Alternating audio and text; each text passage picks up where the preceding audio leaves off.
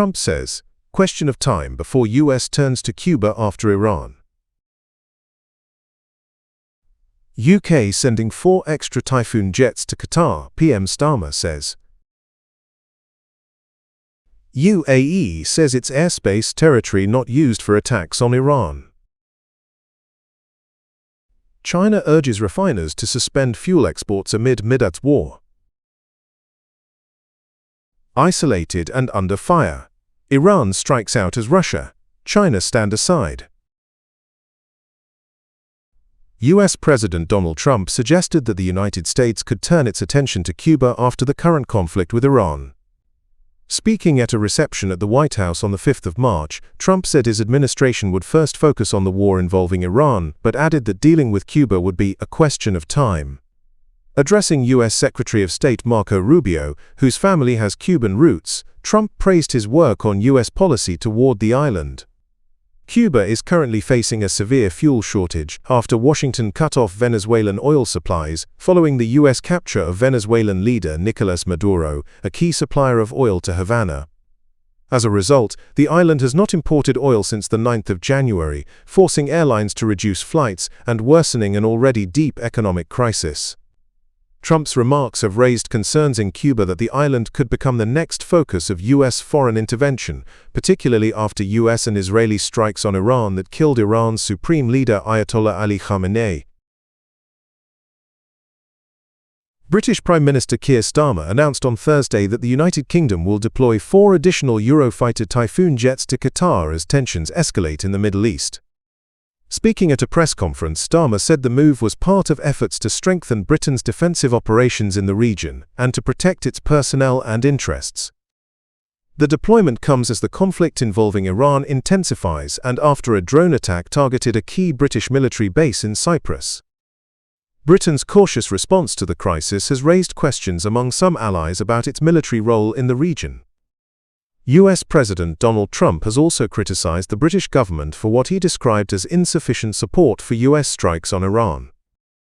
Starmer said the United Kingdom had already begun deploying military equipment across the region before the start of the conflict. He stressed that his priority was to provide calm and steady leadership while using Britain's military and diplomatic capabilities to safeguard national interests. The additional fighter jets will join an existing Royal Air Force squadron stationed in Qatar to reinforce defensive operations across the region. The United Arab Emirates has called for restraint and diplomatic dialogue as tensions in the region continue to rise. In a statement, the UAE Ministry of Foreign Affairs said the country had not allowed its territory, waters or airspace to be used for any attack against Iran.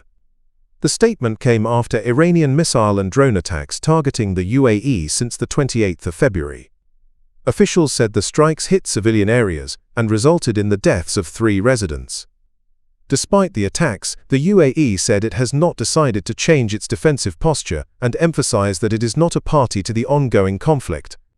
Reem al-Hashimi reiterated that the UAE's territory would not be used for military operations against Iran and called for an immediate halt to attacks on the UAE and neighboring countries.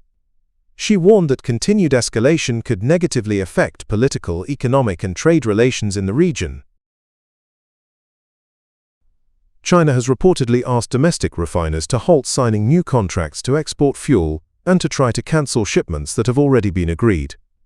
Industry sources said the guidance came as tight oil supplies linked to the Iran war begin to affect refinery operations.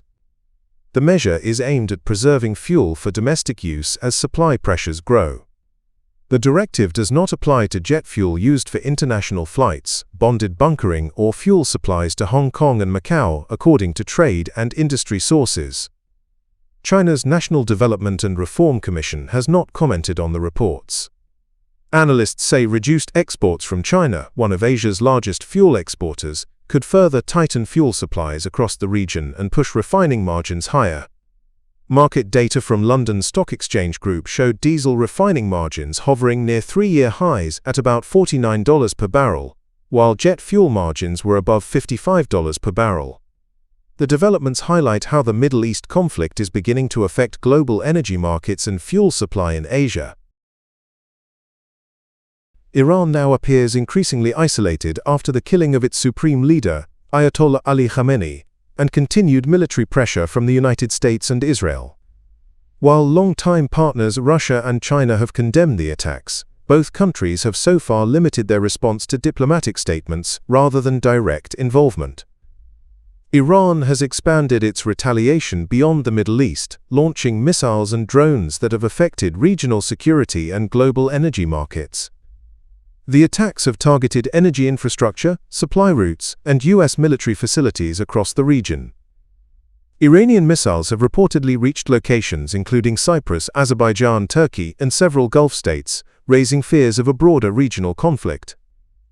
The situation has also disrupted global oil transport through the Strait of Hormuz, a passage that carries about 1/5 of the world's oil supply.